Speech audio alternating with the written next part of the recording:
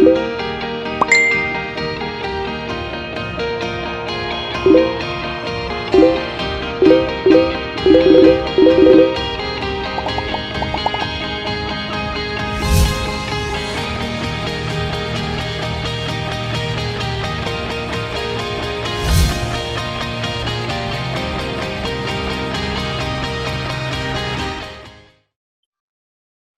enfoque de los CPP frente a la pandemia.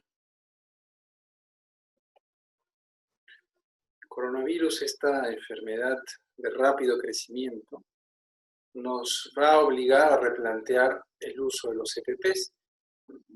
Los teníamos en nuestro día a día, teníamos una función para los CPPs, sin embargo, hoy en día tenemos que replantearnos esta función para protegernos ante este nuevo nivel de riesgo. Entonces, nuestros CPPs conocidos se van a incrementar, porque ahora nos tenemos además que proteger de una enfermedad que es una enfermedad social.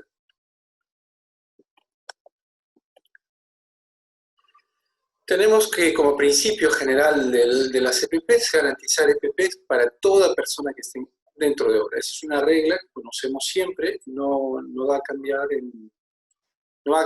al contrario, se va a incrementar la necesidad del uso de equipos de protección personal. Todo EPP será de uso estrictamente personal. No puedo prestar mi casco, no puedo prestar mis botas, no puedo prestar mis guantes, mucho menos aún los respiradores. No se pueden compartir las cosas que son estrictamente personal porque pueden en los implementos personales quedar rastros de secreciones y por lo tanto rastros del virus de una persona que no sabemos si está contaminada o no porque es asintomática. Entonces, todo uso del EPP tiene que ser estrictamente personal. Ni siquiera los lentes, ni siquiera los audífonos, ni la mascarilla, la careta de solar. Todo tiene que ser absolutamente personal. Salvo que en el proceso, por ejemplo, una careta de soldar o algún instrumento que pueda ser muy caro, un arnés, tiene que ser, para volver a ser reutilizado por otra persona, tendría que pasar, solamente en los casos de esos equipos muy especiales, tendría que pasar por un proceso de desinfección auditado por el jefe o por el jefe de seguridad de la obra. Pero en general, el principio es que todos los equipos de protección personal son personales, individuales, y no tienen que ser usados de persona a persona. Y hoy en día, además, tenemos que garantizar que todos estos equipos de protección tengan procesos de lavado y o desinfección. El uniforme de trabajo tiene que permanecer dentro de la obra. No puedo llevármelo, lo que tiene que estar dentro para evitar que el uniforme se contagie. Ese uniforme nos va a servir para nuestras relaciones con los otros y por lo tanto lo tenemos que guardar dentro de la obra, en el entorno de la obra. No puede salir porque si no podemos generar un proceso de contaminación. Entonces tiene que quedarse dentro de la obra. Tiene que lavarse e intercambiarse según el uso que se le dé. Y, muy importante, tiene que tener un nombre. Hemos dicho que todos los implementos personales son individuales, solamente le pertenecen a una sola persona. Por lo tanto, tenemos que aprender la costumbre de etiquetar todo, poner nuestro nombre a todo. Todo tiene que tener una propiedad para evitar que las personas se confundan. Muchas veces los uniformes tienen la misma forma, por lo tanto, tienden a confundirse. Entonces, para evitar eso, necesitamos individualizar y por lo tanto necesitamos colocar un nombre, una etiqueta para evitar que las otras personas se confundan por el parecido. Debemos dar mantenimiento a los uniformes, guardarlos en una zona ventilada.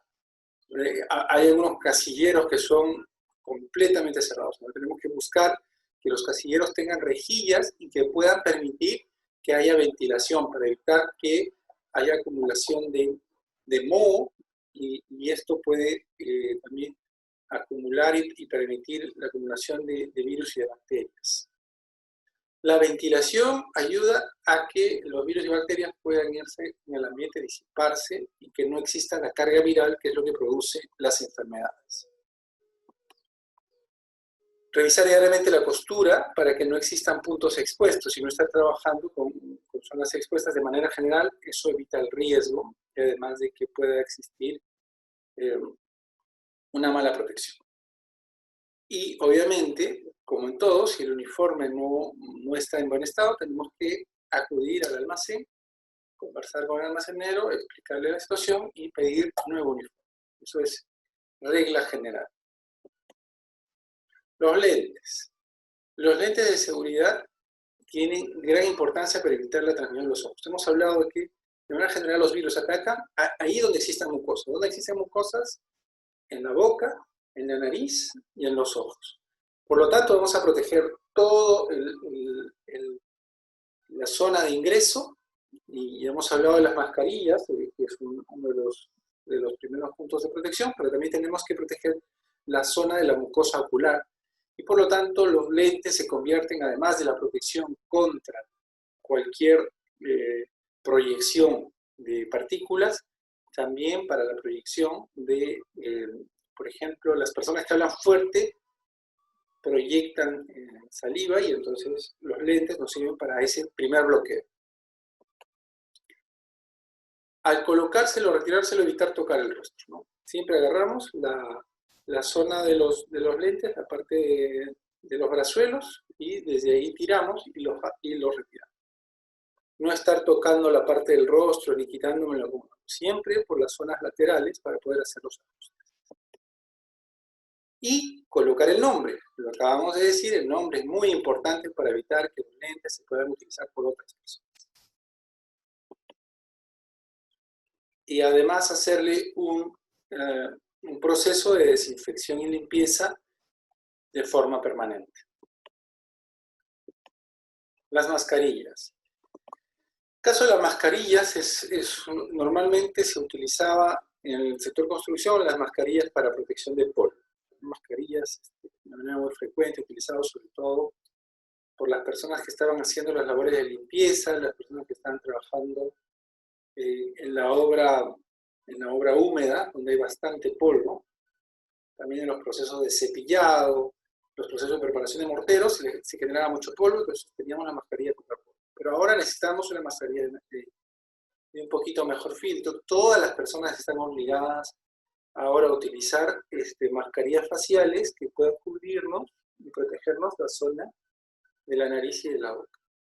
Para esto, para el uso comunitario, existen mascarillas que han sido redactadas, adaptadas a las especificaciones por el Ministerio de Salud, y que hoy en día son de uso obligatorio para todas las personas que trabajan. Todas las personas en el sector construcción, desde la persona que hace el registro de ingreso de personal, almacén, ingenieros, maestros de obra, absolutamente todos, las personas que dan los alimentos, todos tienen que tener mascarilla de protección. Y además, en el caso de las mascarillas de uso descartable, existen las mascarillas que pueden permitirnos algunos lavados, se pueden hacer algunos procesos de limpieza y de desinfección. Existen mascarillas que son descartables. Aquellas que son descartables hay que desecharlas y cambiarse diariamente. Las que no son descartables hay que lavarlas diariamente, hay que cambiarlas, tener algunas, 3, 4, para poder hacer el proceso de lavado y hacer el proceso de rotación. Porque en la mascarilla se acumula no solamente la humedad, las gotículas que nosotros expulsamos, también las gotículas o las partículas que están en el ambiente se pegan en la parte exterior de la mascarilla. Por eso es que cuando nosotros nos tocamos de esta manera la mascarilla por fuera para tratar de ajustarnos, estamos probablemente pegándonos en las manos los virus que se pegan en forma de grasa, no los percibimos y luego nosotros los estamos diseminando.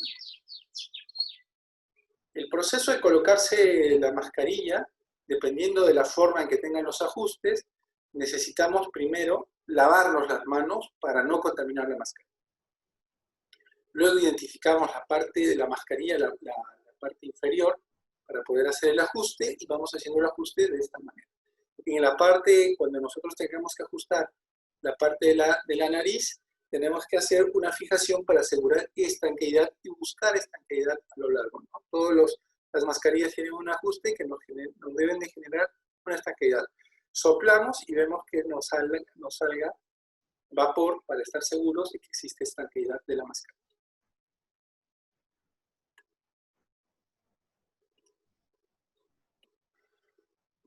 Que la mascarilla tiene que cubrir la barbilla, se tiene que ajustar la barbilla presionando sobre la zona nasal, eso es muy importante, y debemos de verificar la hermeticidad.